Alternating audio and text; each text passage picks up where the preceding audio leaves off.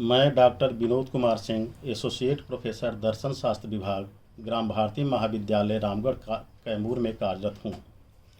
मैं आज स्नातक पार्ट सेकंड के छात्रों के लिए पाश्चात्य दर्शन के तहत स्पिनोजा का द्रव सिद्धांत के बारे में कुछ बतलाना चाहता हूँ।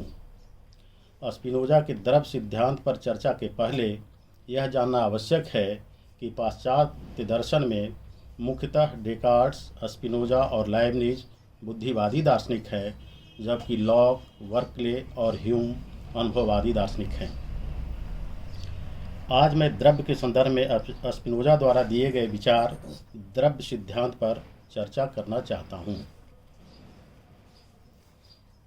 छात्रों, द्रव्य की समस्या आधुनिक पाश्चात्य दार्शनिकों के लिए विशेष रुचि की समस्या रही है। अधिकांश दार्शनिकों ने द्रव्य के संबंध में अपना विचार देते रहे हैं और यहाँ तक कि उनके द्रव्य विचार से उनका समस्त दर्शन निरूपित होता है। डेकार्ट, जो आधुनिक पाश्चात्य दर्शन का पिता माने जाते हैं, द्रव्य की संख्या 2 मानी थी। यही वजह है कि डेकार्ट का दर्शन द्वैतवाद का दर्शन हो जाता है। द्वैतवाद की स्थापना के लिए डेकार्ट ने प्रायः हर संभव प्रयास किया, पर उनके दर्शन विचारों में कई दृष्टिकोण से त्रुटियां बनी रही। उनके दर्शन की त्रुटियों को ध्यान में रखते हुए स्पिनोजा ने द्रव्य की संख्या 1 मानी और इस प्रकार उन्होंने अपने दर्शन में एकवाद सिद्धांत की स्थापना करने का दावा किया। अब प्रश्न यह है कि क्या स्पिनोजा का द्रव्य विचार उनके गुण विचार से संबंधित है? द्रव्य को स्पिनोजा ने परम सत्ता माना है और डेकार्ट्स के पद चिन्हों का अनुसरण करते हुए उन्होंने द्रव्य की परिभाषा कुछ इस प्रकार दी है: A substance is that which is in itself and conceived through itself, that is the existence of which does not involve the existence of anything else. डेकार्ट्स ने मन और शरीर दोनों को द्रव्य माना था और यह भी बताया कि ये दोनों द्रव्य का आधार ईश्वर है। पर स्पिनोजा का विचार है कि डिपेंडेंट सब्सटेंस आत्मव्यापघाती सेल्फ कॉन्ट्राडिक्टी द्रव्य का स्वरूप ही है कि वह किसी वस्तु पर आधारित नहीं होने वाला हो।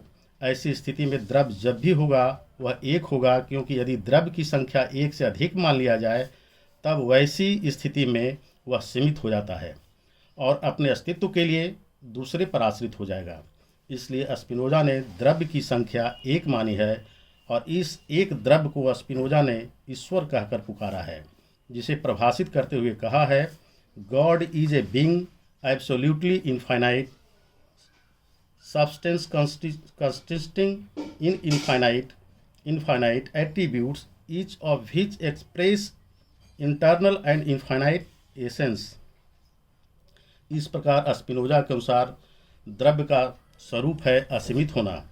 असीमित का अर्थ स्पष्ट करते हुए स्पिनोजा ने बताया कि यह असीमित इस अर्थ में है कि इसे समझने के लिए किसी दूसरे चीज़ की अपेक्षा नहीं होती। आमतौर पर हम एक वस्तु को दूसरी वस्तु के साथ तुलना कर समझने की चेष्टा करते हैं। उदाहरण के लिए, जब हम कहते हैं कि नारंगी पीला है तो हम यह समझते हैं कि नारंगी में पीला होने का गुण है, जो गुण दूसरी वस्तुओं में भी पाया जाता है। पर स्पिनोजा का कहना है कि द्रव्य को समझने के लिए किसी दूसरी वस्तु से तुलना नहीं की जा सकती। इस प्रकार द्रव्य यूनिक सत्ता हो जाता है जिसमें गुणों को जोड़ा नहीं जा सकता है। स्पिनोजा का विचार है कि द्रव्य को नैतिक या बौद्धिक नहीं कह सकते, क्योंकि इन गुणों के आरोपण से द्रव्य सीमित हो जाता है। यदि ईश्वर को नैतिक मान लिया जाए तब उसे अनैतिक नहीं कहा जा सकता, और यही कारण है कि स्पिनोजा द्रव्य के संबंध में इस बात की स्थापना करना चाहते हैं कि एवरी डिटर्मिनेशन इज नेगेशन।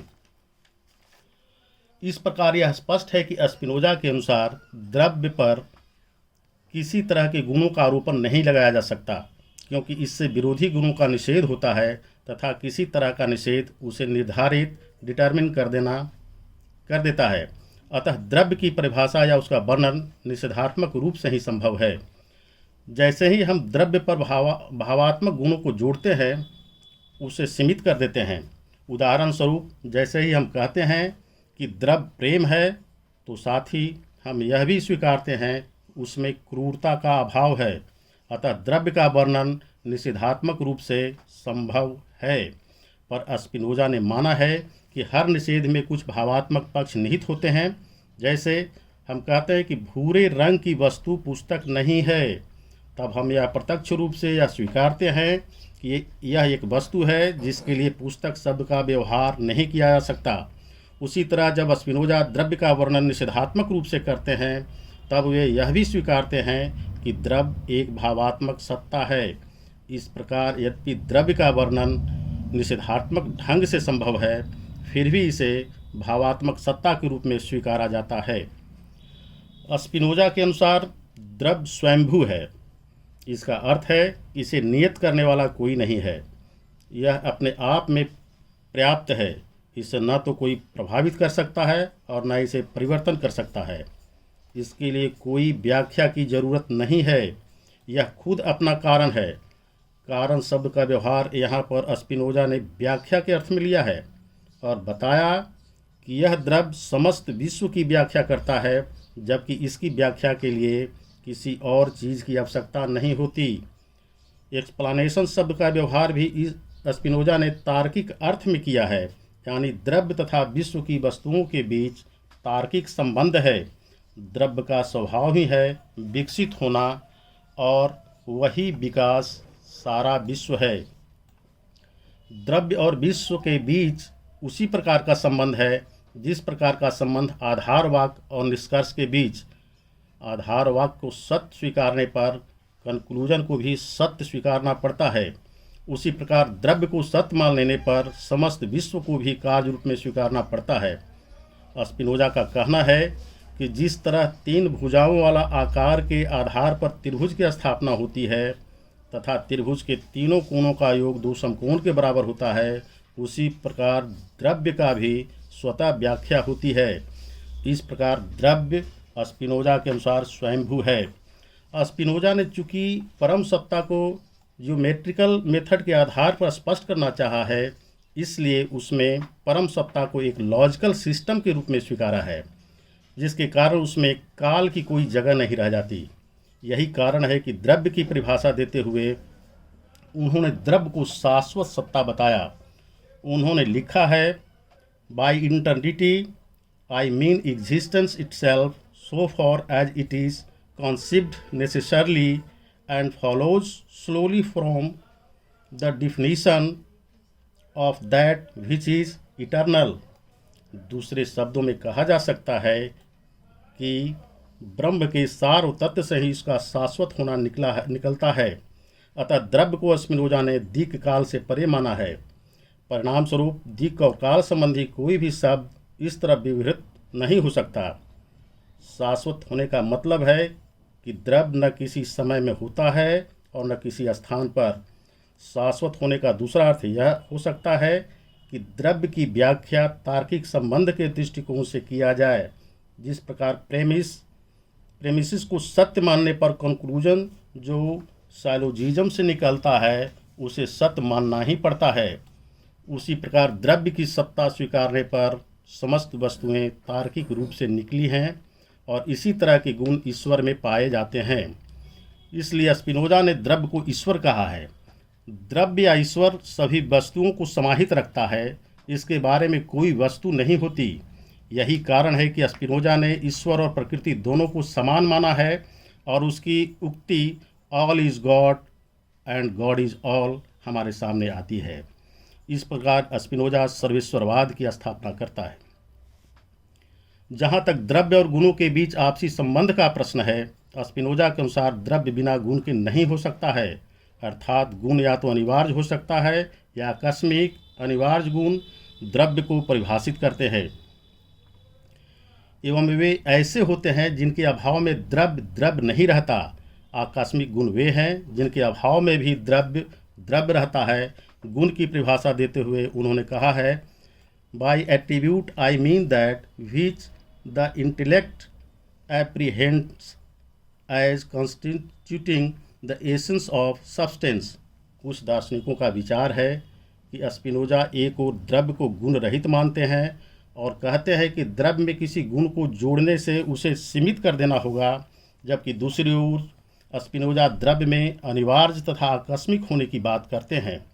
ऐसा प्रतीत होता है उनके विचारों में विरोधाभास है, पर ध्यान से देखने पर यह आलोचना उपयुक्त प्रतीत नहीं होता।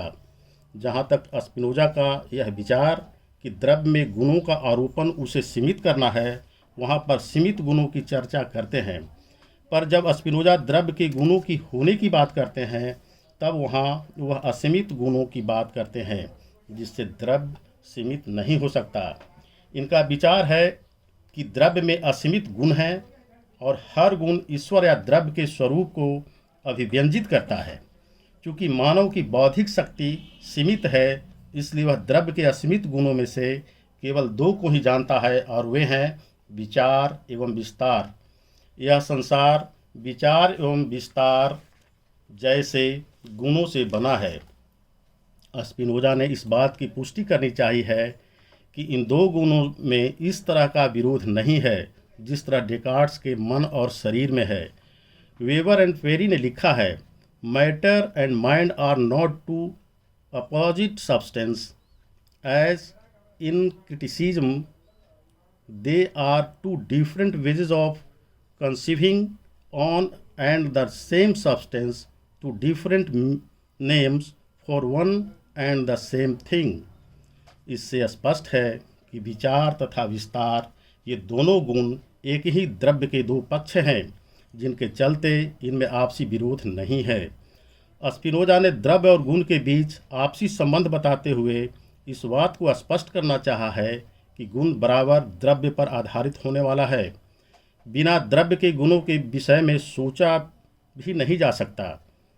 इस प्रकार यह स्पष्ट है कि स्पिनोजा के अनुसार द्रव्य एक असीमित तथा शाश्वत सत्ता है। द्रव्य में असीमित गुण हैं और इसीलिए गुण द्रव्य को सीमित नहीं करते। अनिवार्य गुण द्रव्य को निर्मित करते हैं। उनके अनुसार द्रव्य और ईश्वर दोनों एक हैं। उन्होंने ईश्वर और विश्व को भी एक माना है। ऐसी स्थिति में इनका विचार न तो ईश्वरवादी और न अनिश्वरवादी बल्कि उनका दार्शनिक विचार सर्वेश्वरवाद कहलाता है। बीवर एंड पेरी ने कहा है, Spinoza is neither an economist nor an atheist but a cosmotheist और pantheist in the strict sense of the word. That is to say his cosmos is God himself and his God the cosmical substance। इसी के साथ मैं अपना व्याख्यान समाप्त करता हूँ। बहुत बहुत धन्यवाद।